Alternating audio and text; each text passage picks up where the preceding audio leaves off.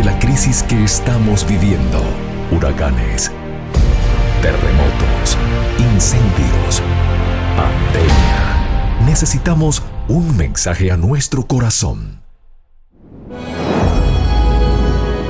Ministerio al pequeño rebaño. Reciban un saludo de parte de su amigo el pastor Miguel Tirado.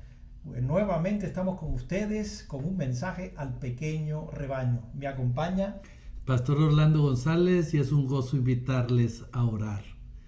Querido y amado Padre, una vez más clamamos a ti, buscamos tu poder y tu gloria para que descienda en cada uno de nuestros corazones e implantes en nosotros la fe que vivieron nuestros pioneros, ese gozo del estudio de la palabra de Dios y esa seguridad en la salvación por gracia en nuestro Señor Jesucristo.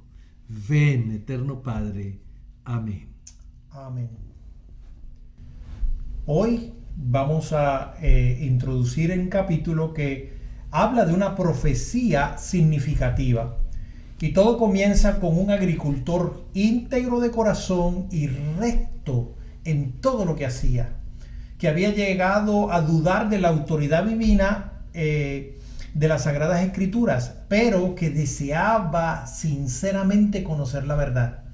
Fue el hombre especialmente escogido por Dios para dar principio a la proclamación de la segunda venida de Cristo. Como otros muchos reformadores, Guillermo Miller había batallado con la pobreza de su juventud y así había aprendido grandes lecciones de energía y abnegación.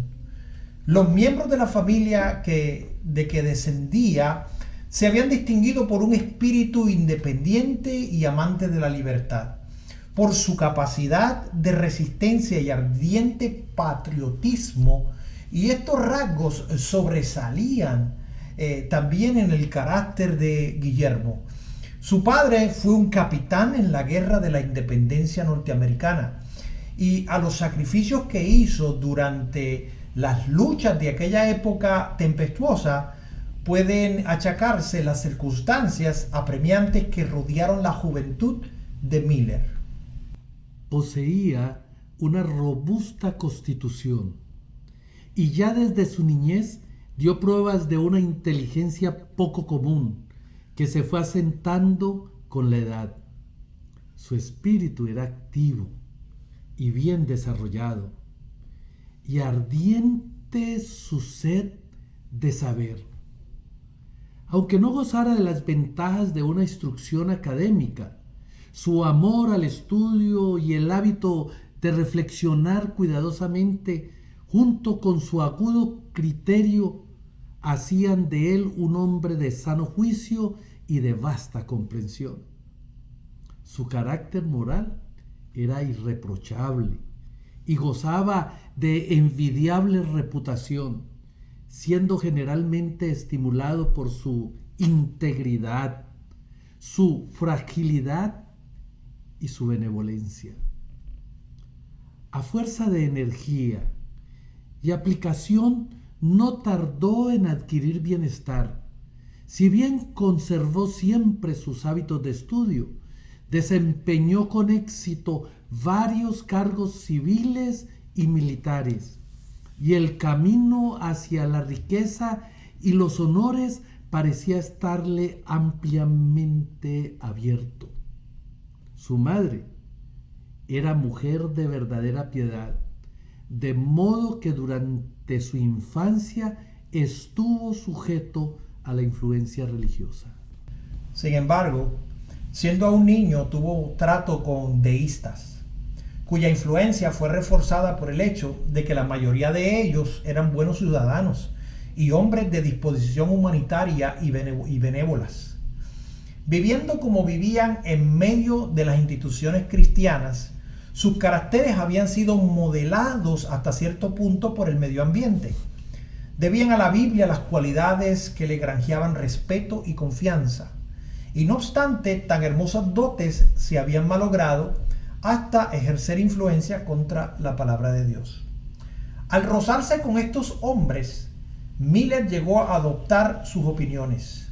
las interpretaciones corrientes de las Sagradas Escrituras presentaban dificultades que le parecían insuperables. Pero como al paso de que sus nuevas creencias le hacían rechazar la Biblia, no le ofrecían nada mejor con qué sustituirla. Distaba mucho de estar satisfecho. Sin embargo, conservó esas ideas cerca de 12 años. Pero a la edad de 34, el Espíritu Santo obró en su corazón.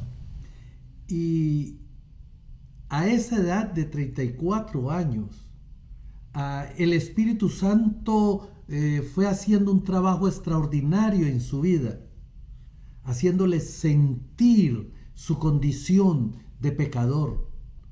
No hallaba en su creencia anterior seguridad alguna de dicha para más allá de la tumba. El porvenir para él se le presentaba sombrío y tétrico. Refiriéndose años después a los sentimientos que le embargaban en aquel entonces, dijo: el pensar en el aniquilamiento me helaba y me estremecía, y el tener que dar cuenta me parecía entrañar destrucción segura para todos. El cielo antojábaseme de bronce sobre mi cabeza y la tierra hierro bajo mis pies. La eternidad que era y la muerte, ¿por qué existía? Cuanto más discurría, tanto más lejos estaba de la demostración. Cuanto más pensaba, tanto más divergentes eran las conclusiones a que llegaba. Decía él: traté de no pensar más, pero ya no era dueño de mis pensamientos. No se sentía verdaderamente desgraciado, pero sin saber por qué murmuraba y me quejaba, pero no sabía de quién. Sabía que algo andaba mal, pero no sabía ni dónde ni cómo encontrar lo correcto y justo. Gemía, pero lo hacía sin esperanza. En ese estado permaneció varios meses. De pronto, dice, el carácter de un Salvador se grabó hondamente en mi espíritu. Me pareció que bien podría existir un ser tan bueno y compasivo que expiara nuestras transgresiones y nos librara así de sufrir la pena del pecado. Sentí inmediatamente cuán amable había de ser este alguien y me imaginé que podría yo echarme en sus brazos y confiar en su misericordia.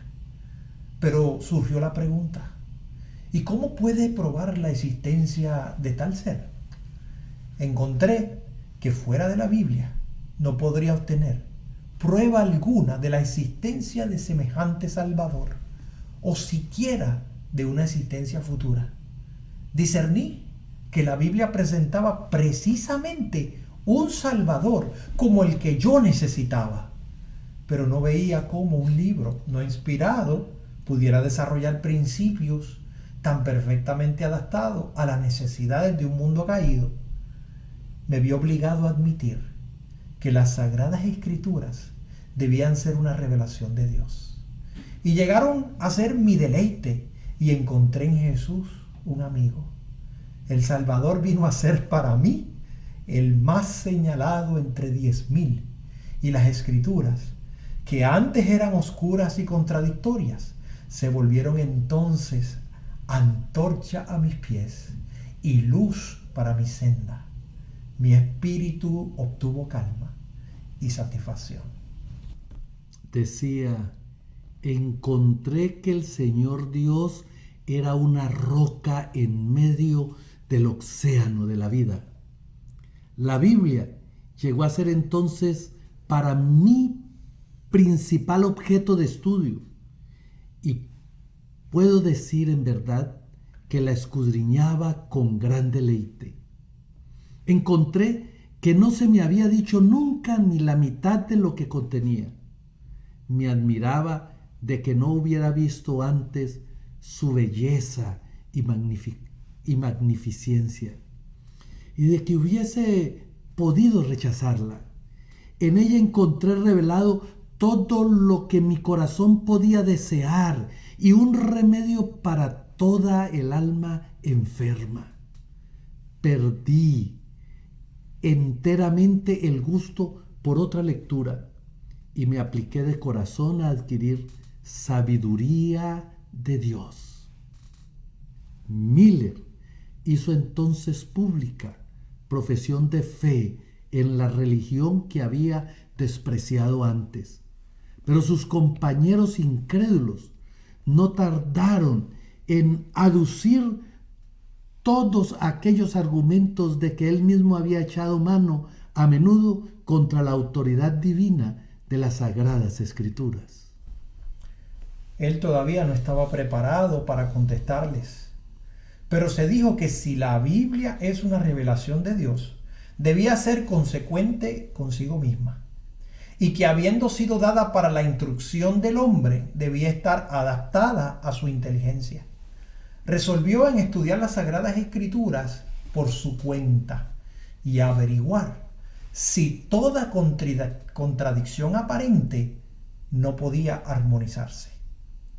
Procurando poner a un lado toda opinión preconcebida y prescindiendo de todo comentario, comparó pasaje con pasaje con la ayuda de las referencias marginales y de la concordancia. Prosiguió su estudio de un modo regular y metódico, empezando con el Génesis y leyendo versículo por versículo. No pasaba adelante, sino cuando el que estaba estudiando quedaba aclarado, dejándole libre de toda perplejidad.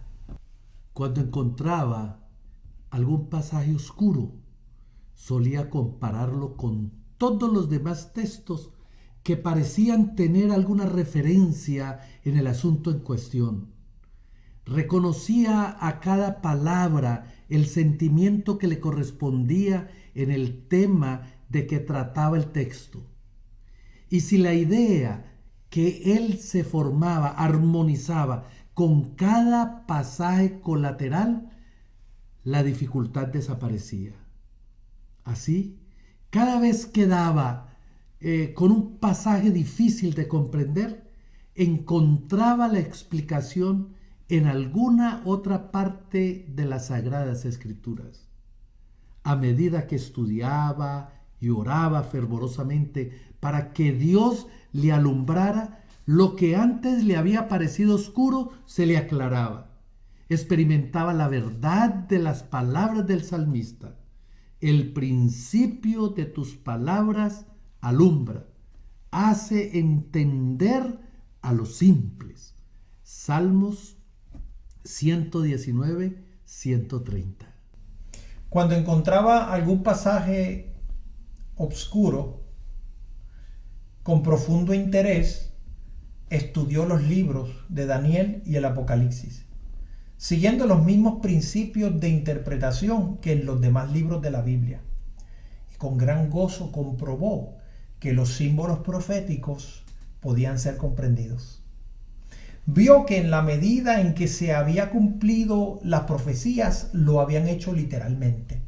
Que todas las diferentes figuras, las metáforas, las parábolas, las similitudes, etc., o estaban explicadas en su contexto inmediato, o los términos en que estaban expresadas eran definidas en otros pasajes, y que cuando eran así explicados deberían ser entendidos literalmente. Así me convencí, dice él, de que la Biblia es un sistema de verdades reveladas, dadas con tanta claridad y sencillez, que el que anduviere en el camino trazado por ellas, por insensato que fuere, no tiene por qué extraviarse. Eslabón tras eslabón de la cadena de la verdad descubierta, vino a recompensar sus esfuerzos. A medida que paso a paso seguía las grandes líneas de la profecía, ángeles del cielo dirigían sus pensamientos y descubría las escrituras a su inteligencia, tomando por criterio el modo que las profecías se habían cumplido en lo pasado para considerar el modo en que se cumplirían las que quedaban aún por cumplirse, se convenció de que el concepto popular del reino espiritual de Cristo, un milenio temporal antes del fin del mundo, no estaba fundado en la palabra de Dios. Esta doctrina, que indicaba 1000 años de justicia y de paz antes de la venida personal del Señor, difería para un futuro muy lejano los terrores del día de Dios. Pero por agradable que ella sea, es contraria a las enseñanzas de Cristo y de sus apóstoles, quienes declaran que el trigo y la cizaña crecerán juntos hasta la siega al fin del mundo, que los malos hombres y los engañadores irían de mal en peor, que en los postreros días vendrían tiempos peligrosos y que el reino de las tinieblas sustituirá hasta el advenimiento del Señor y será consumido por el espíritu de su boca y destruido con el resplandor de su venida. La doctrina de la conversión del mundo y del reino espiritual de Cristo no era sustentada por la Iglesia Apostólica. No fue generalmente aceptada por los cristianos hasta casi a principios del siglo XVIII. Como todos los demás errores, este también produjo malos resultados. Enseñó a los hombres a dejar para un remoto porvenir la venida del Señor y les impidió que dieran importancia a las señales de la cercana llegada. Infundía un sentimiento de confianza y seguridad mal fundado. Llevó a muchos a descuidar la preparación necesaria para ir al encuentro de su Señor. Así que Miller encontró que la venida verdadera y personal de Cristo está claramente enseñada en las Sagradas Escrituras. San Pablo dice: el Señor mismo descenderá del cielo con mandato soberano, con la voz del arcángel y con trompeta de Dios. Y el Salvador declara que verán al Hijo del Hombre viniendo sobre las nubes del cielo con poder y grande gloria, porque como el relámpago sale del oriente y se ve lucir hasta el occidente, así será la venida del Hijo del Hombre. Será acompañado por todas las huestes del cielo, pues el Hijo del Hombre vendrá en su gloria y todos los ángeles con él. Y enviará a sus ángeles con gran estruendo de trompeta, los cuales juntará a sus escogidos. A su venida, los justos muertos resucitarán, y los justos que anduvieran aún vivos serán mudados.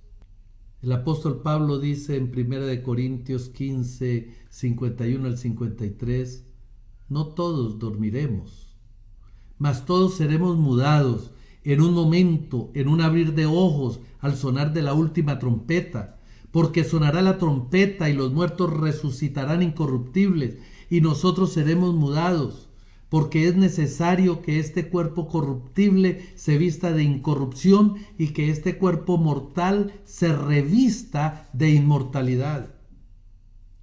Y en 1 de Tesalonicenses capítulo 4, el versículo 16 y 17, después de describir la venida del Señor, dice: los muertos en Cristo se levantarán primero. Luego nosotros, los vivientes, los que hayamos quedado, seremos arrebatados juntamente con ellos a las nubes y al encuentro del Señor en el aire. Y así estaremos siempre con el Señor. El pueblo de Dios no puede recibir el reino antes de que se realice el advenimiento personal de Cristo.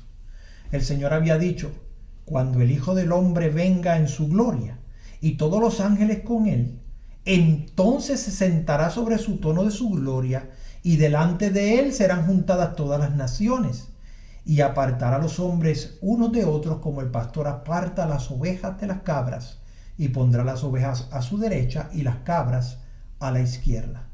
Entonces dirá el rey a los que estarán a su derecha: venid benditos de mi Padre, poseed el reino destinado para vosotros desde la fundación del mundo. Mateo capítulo 25, versículo 31 al 34. Hemos visto por los pasajes que acabamos de citar que cuando venga el Hijo del Hombre, los muertos serán resucitados incorruptibles y que los vivos serán transformados. Este gran cambio los preparará para recibir el reino. Pues San Pablo dice, la carne y sangre no pueden heredar el reino de Dios, ni la corrupción heredará la incorrupción. En su estado presente el hombre es mortal y corruptible, pero el reino de Dios será incorruptible y sempiterno. Por lo tanto, en su estado presente, el hombre no puede entrar en el reino de Dios. Pero cuando venga Jesús, concederá la inmortalidad a su pueblo y luego los llamará a poseer el reino, del que hasta aquí solo han sido presuntos herederos. Estos y otros pasajes bíblicos probaron claramente a Miller que los acontecimientos que generalmente se esperaba que se verificasen antes de la venida de Cristo, tales como el reino universal de la paz y el establecimiento del reino de Dios en la tierra, debían realizarse después del segundo advenimiento. Además, todas las señales de los tiempos y el estado del mundo correspondían a la descripción profética de los últimos días. Por el solo estudio de las Sagradas Escrituras, Miller tuvo que llegar a la conclusión de que el periodo fijado para la subsistencia de la tierra en su estado actual estaba por terminar. Otra clase de evidencia que afectó vitalmente mi espíritu, dice Miller, fue la cronología de las Sagradas Escrituras. Encontré que los acontecimientos predichos que se habían cumplido en el pasado y se habían desarrollado muchas veces dentro de los límites de un tiempo determinado. Los 120 años hasta el diluvio, los 7 días que debían precederlo, con el anuncio de 40 días de lluvia, los 400 años de la permanencia de la posteridad de Abraham en Egipto, los 3 días de los sueños del copero y del panadero, los 7 años del faraón, los 40 años en el desierto, los 3 años y medio de hambre, los 70 años de cautiverio en Babilonia, los 7 tiempos de Nabucodonosor, las 7 semanas, 62 semanas y la una semana que sumaban 70 semanas determinadas sobre los juicios y todos los acontecimientos limitados por estos periodos de tiempo no fueron una vez más que asuntos proféticos, pero que se cumplieron de acuerdo a las predicciones. Por consiguiente, al encontrar en su estudio de la Biblia varios periodos cronológicos que según su modo de entenderlos se extendían hasta la segunda venida de nuestro Señor Jesucristo, no pudo menos que considerarlos como los tiempos señalados que Dios había revelado a sus siervos, las cosas secretas. Dice Moisés, pertenecen a Jehová nuestro Dios, mas las reveladas nos pertenecen a nosotros y a nuestros hijos para siempre. Y el Señor declara por el profeta Amós que no hará nada sin que revele sus secretos a los siervos, los profetas.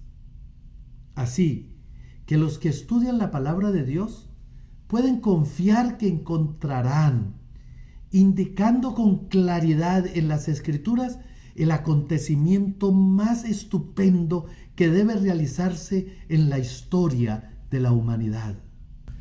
Estando completamente convencido, dice Miller, de que toda escritura divinamente inspirada es útil, segunda de Timoteo 3:16, y que en ningún tiempo fue dada por voluntad de hombre, sino que fue escrita por hombres santos, inspirados del Espíritu Santo, segunda de Pedro, capítulo 1, verso 21, y esto para nuestra enseñanza, para que por la paciencia y por la consolación de las Escrituras tengamos esperanza. Romanos capítulo 15, versículo 4.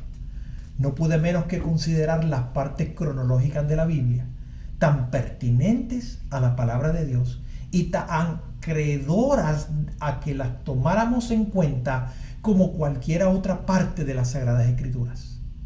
Pensé, por consiguiente, que al tratar de comprender lo que Dios en su misericordia había juzgado conveniente revelarnos, yo no tenía derecho para pasar por alto los periodos proféticos. La profecía que parecía revelar con la mayor claridad el tiempo del segundo advenimiento era la de Daniel 8:14, que dice: hasta 2300 tardes y mañanas, entonces será purificado el santuario. Siguiendo la regla que se había impuesto de dejar que las Sagradas Escrituras se interpretasen a sí mismas, Miller llegó a saber que un día en la profecía simbólica representaba un año, y se basó en Números 14:34, Ezequiel 4:6. Vio entonces que el periodo de los 2300 días proféticos o años literales se extendía mucho más allá del fin de la era judaica, y que por consiguiente no podía referirse al santuario de aquella economía. Miller aceptaba la creencia general de que durante la era cristiana la tierra es el santuario, y dedujo por consiguiente que la purificación del santuario predicha en Daniel 8:14 representaba la purificación de la tierra con fuego en el segundo advenimiento de nuestro Señor Jesucristo. Llegó pues a la conclusión de que si se podía encontrar el punto de partida de los 2300 días, sería fácil fijar el tiempo del segundo advenimiento. Así quedaría revelado el tiempo de aquella gran consumación, el tiempo en que concluiría el presente estado de cosas, con todo su orgullo y poder, su pompa y vanidad, su maldad y opresión, el tiempo en que la tierra dejaría de ser maldita, en que la muerte sería destruida y se daría el galardón a los siervos de Dios, a los profetas y a los santos, a todos los que duermen, a todos los que temen su nombre, el tiempo en que serían destruidos los que destruyen la tierra. Miller siguió escudriñando las profecías con más empeño y fervor que nunca, dedicando noches y días enteros al estudio de lo que resultaba entonces de tan inmensa importancia, y comenzó a absorberse en el interés. En el capítulo 8 de Daniel no pudo encontrar guía para el punto de partida de los 2300 días. Aunque se le mandó que hiciera comprender la visión a Daniel, el ángel Gabriel solo le dio a este una explicación parcial. Cuando el profeta vio las terribles persecuciones que sobrevendrían a la iglesia, desfallecieron sus fuerzas físicas. No pudo soportar más y el ángel le dejó por un tiempo. Daniel quedó sin fuerzas y estuvo enfermo algunos días. Estaba asombrado de la visión. Dice, mas no hubo quien la explicase. Y sin embargo, Dios había mandado a su mensajero: haz que éste entienda la visión. Esa orden debía ser ejecutada.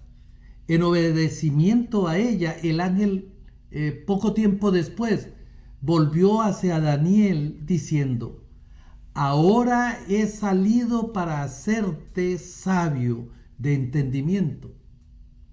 Entiende pues la palabra y alcanza inteligencia de la visión. Había un punto importante en la visión del capítulo 8 que no había sido explicado, a saber, el que se refería al tiempo. El periodo de los 2300 días, por consiguiente, el ángel reanudando su explicación, se espacía en la cuestión del tiempo. Y el ángel lo explica así. Según Daniel, capítulo 9, versículo 24 al 27. 70 semanas están determinadas sobre tu pueblo y sobre tu santa ciudad. Sepas pues y entiendas que desde la salida de la palabra para restaurar y edificar a Jerusalén hasta el Mesías príncipe habrá 7 semanas y 62 semanas, tornándose a edificar la plaza y el muro en tiempos angustiosos. Y después de las 62 semanas se quitará la vida al Mesías, y no por sí. Y en otra semana confirmará el pacto a muchos, y a la mitad de la semana hará cesar el sacrificio y la ofrenda. El ángel había sido enviado a Daniel con el objeto expreso de que le explicara el punto que no había logrado comprender en la visión del capítulo 8, el dato relativo al tiempo, hasta 2300 tardes y mañanas. Entonces será purificado el santuario. Después de mandar a Daniel que entienda la palabra y que alcance inteligencia de la visión, las primeras palabras del ángel son: 70 semanas están determinadas sobre tu pueblo y sobre tu santa ciudad. La palabra aquí traducida por determinadas significa literalmente descontadas. El ángel declara que 70 semanas, que representan 490 años, debían ser descontadas por pertenecer especialmente a los judíos. Pero ¿de dónde fueron descontadas? Como los 2300 días son el único periodo de tiempo mencionado en el capítulo 8, debe constituir el periodo del que fueron descontadas las 70 semanas. Por consiguiente, las 70 semanas deben formar parte de los 2300 días, y ambos periodos deben comenzar juntos. El ángel declaró que las 70 semanas datan desde el momento en que salió el edicto para reedificar a Jerusalén.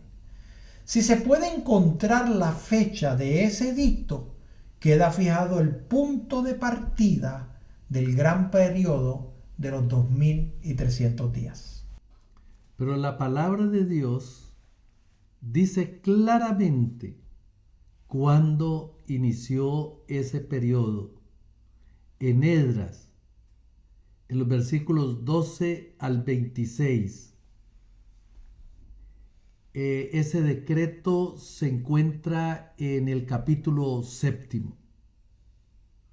y fue expedido en su forma más completa por Artajerjes, rey de Persia, en el año 457 a.C. Pero en Esdras 6:14 se dice que la casa del Señor fue edificada en Jerusalén por mandamiento de Ciro y Darío y de Artajerjes, rey de Persia. Estos 3 reyes, al expedir el decreto y al confirmarlo y complementarlo, lo pusieron en la condición requerida por la profecía para que marcase el principio de los 2300 años.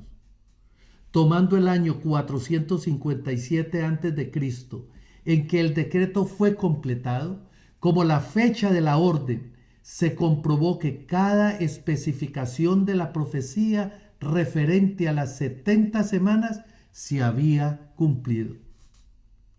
Después de la salida de la palabra para restaurar y edificar a Jerusalén hasta el Mesías príncipe, habrá 7 semanas y 62 semanas, es decir, 69 semanas, o sea, 483 años. El decreto de Artajerjes fue puesto en vigencia en el otoño del año 457 a.C. Partiendo de esa fecha, los 483 años alcanzan al otoño del año 27 después de Cristo. Entonces fue cuando esa profecía se cumplió. La palabra del Mesías significa el ungido. En el otoño del año 27 después de Cristo, él fue bautizado por Juan y recibió la unción del Espíritu Santo. Los 2300 días, este periodo profético, el más largo de la Biblia, había de extenderse, según la profecía de Daniel, desde la salida de la palabra para restaurar y edificar a Jerusalén hasta la purificación del santuario. La orden de reedificar a Jerusalén se dio en el año 457 a.C. 70 semanas, 490 años, debía contarse para los judíos, y al fin de este periodo, en el año 34 de nuestra era, se principió el predicar el evangelio a los gentiles. Desde que comenzó el periodo de 457 a.C. hasta el Mesías príncipe, habían pasado 69 semanas, 483 años. Precisamente en el periodo predicho, en el otoño del año 27, Jesús fue bautizado en el río Jordán por Juan el Bautista. Fue también ungido por el Espíritu Santo al inicio de su ministerio público. Y a la mitad de la semana, 3 años y medio más tarde, el Mesías fue cortado. El periodo completo de los 2300 días se extendía desde el año 457 a.C. hasta el 1844 de nuestra era, cuando se inició en el cielo el juicio investigador.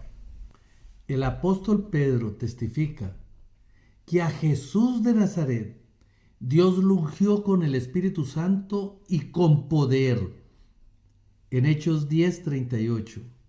Y el mismo Salvador declara: el Espíritu del Señor está sobre mí, por cuanto me ha ungido para anunciar buenas nuevas a los pobres. Después de su bautismo, Jesús volvió a Galilea, predicando el Evangelio de Dios y diciendo: se ha cumplido el tiempo. Y en otra semana confirmará el pacto a muchos. La semana de la cual habla aquí es la última de las 70. Son los 7 últimos años del periodo concedido específicamente a los judíos, que durante ese plazo que se extendió del año 27 al año 34 después de Cristo, Cristo, primero en persona y luego por intermedio de sus discípulos, presentó la invitación del Evangelio especialmente a los judíos.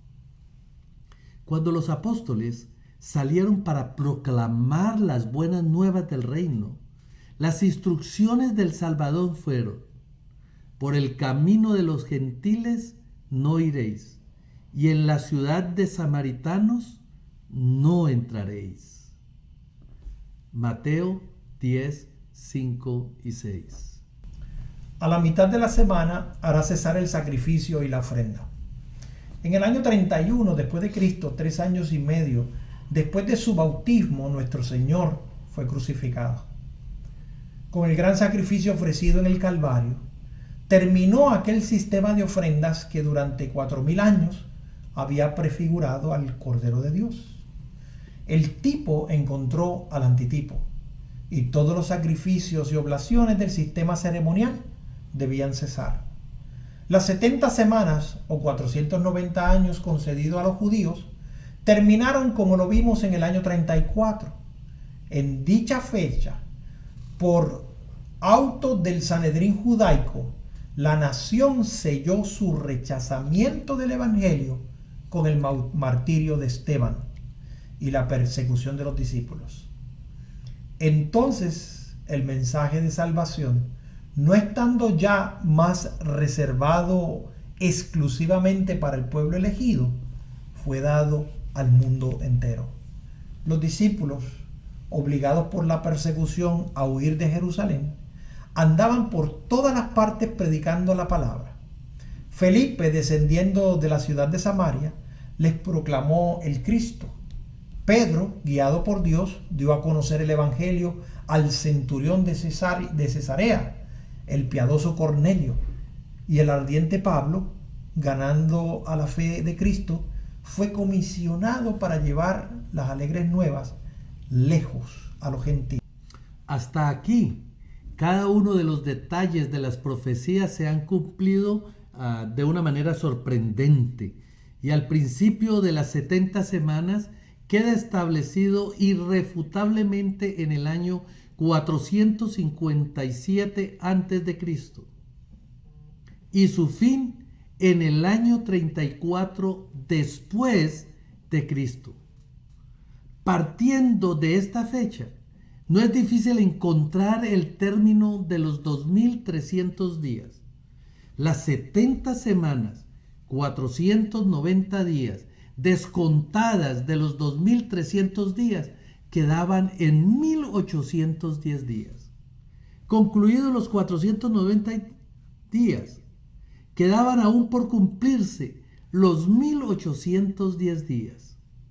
Contando desde el 34 después de Cristo, los 1810 días o años alcanzarán al año 1844. Por consiguiente, los 2300 días de Daniel 8:14 terminaron en 1844. Al fin de este gran periodo profético, según el testimonio del ángel de Dios, el santuario debía de ser purificado. De este modo, la fecha de la purificación del santuario, la cual se creía casi universal que se verificaría en el segundo advenimiento de Cristo, quedó definitivamente establecida. Miller y sus colaboradores creyeron primero que los 2300 días terminarían en la primavera del 1844, mientras que la profecía señala el otoño de ese mismo año. La mala inteligencia de este punto fue causa de desengaño y perplejidad para los que habían fijado para la primavera de dicho año el tiempo de la venida del Señor. Pero esto no afectó en lo más mínimo la fuerza de la argumentación que demostraba que los 2300 días terminaron en el año 1844 y que el gran acontecimiento representado por la purificación del santuario debía verificarse entonces. Al empezar a estudiar las Sagradas Escrituras como lo hizo, podía probar que era una revelación de Dios. Miller no tenía la menor idea de que llegaría a la conclusión a la cual había llegado. Apenas podía él mismo creer los resultados de su investigación, pero las pruebas de las Sagradas Escrituras eran demasiado evidentes y demasiado concluyentes para rechazarla. Ahora, lo que sucedió en 1844 lo estaremos contando en nuestro próximo episodio, Al Pequeño Rebaño. Amigo que me escuchas, Dios es perfecto, Dios es matemático. Dios es el que diseña la profecía con una exactitud que todos quedaremos maravillados de cuán perfecto es Dios. Solamente Dios puede hacer que una profecía se cumpla en el tiempo determinado establecido por la profecía. Así que te animo a estudiar las Escrituras como lo hizo Miller. Claro, Miller pasó por alto algunos detalles que estaremos comentando en nuestro próximo video, pero aún así la profecía del Salvador y la pronta venida de nuestro Señor está a las puertas. Te animo a prepararnos para encontrarnos con nuestro Dios.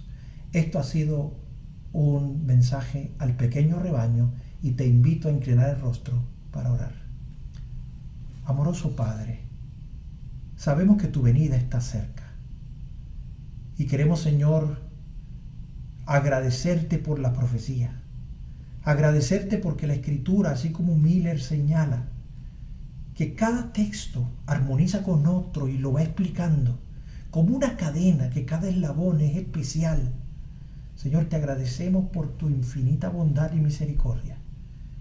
Y te pedimos, oh Dios, que en nuestro próximo episodio podamos aún entender más de cuán maravillosa es tu palabra y aceptarla para nuestra vida. En el nombre de Jesús. Amén. Dios te bendiga. Bendiciones.